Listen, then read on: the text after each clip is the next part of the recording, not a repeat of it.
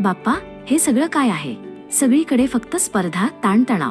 प्रत्येक जण फक्त मार्कांच्या आणि पैशांच्या मागे धावत आहे. खरं ज्ञान कुठे आहे? अचानक मूर्तीतून एक शांत आणि गंभीर आवाज आला. रोहन, तू जी शर्यत पाहतो आहेस ती एक मृगजळ आहे.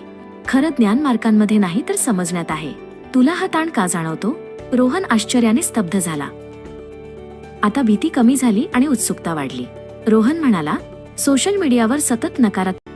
विघ्नहर्त्याने उत्तर दिले, बदल एका लहान पावलाने सुरू होतो, जसा पावसाचा एक थेंब.